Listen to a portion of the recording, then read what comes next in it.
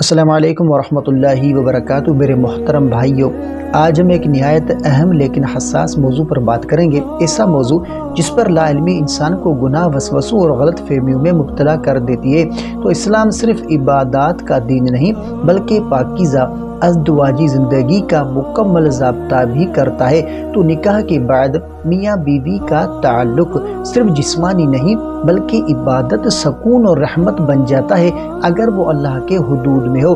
تو اسلامی طریقہ کے اسلام میں میاں بیوی کا تعلق جائز اور باعث ثواب ہے، لیکن شرط یہ ہے کہ نیت پاک ہو، حیا اور احترام قائم رہے اور عمل سنت کے مطابق ہو۔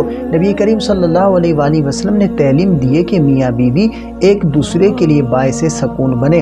اگر کسی قسم کی زبردستی، اذیت یا غیر فطری طریقہ اختیار نہ کریں۔ یہ سوال اکثر پوچھا جاتا ہے، اسلامی فقہ کے مطابق اگر غلطی سے بیوی کا دودھ شوہر کے منہ میں چلا جائے اور وہ نگل نہ لے بلکہ فوراً تھوک دے تو نکاح پر کوئی اثر نہیں پڑتا، یہ رضاعت شمار نہیں ہوتی۔ البتہ جان بوجھ کر ایسا کرنا یا دودھ پینا ناپسندیدہ قرار دیا گیا ہے۔ اسلام میں فطری حدود میں رہنے کی تعلیم دیتا ہے، اور بیوی کے پیچھے سے کرنے کا مسئلہ تو یہ حصہ بہت توجہ کا طالب ہے۔ اسلام میں بیوی کے ساتھ تعلق صرف فطری راستے سے جائز ہے، کسی بھی ایسی صورت کی اجازت نہیں جو قرآن اور سنت کے خلاف ہو۔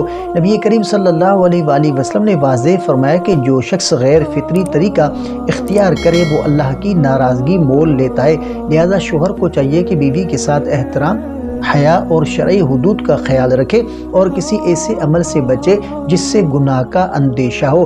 تو اسلام ازدواجی تعلق کو محبت، رحمت، سکون اور پاکیزگی کا ذریعہ بناتا ہے، نہ کہ حیوانیت، تکلیف یا گناہ۔ جب میاں بیوی اللہ کے احکام کے مطابق زندگی گزارتے ہیں تو ان کا تعلق بھی عبادت بن جاتا ہے۔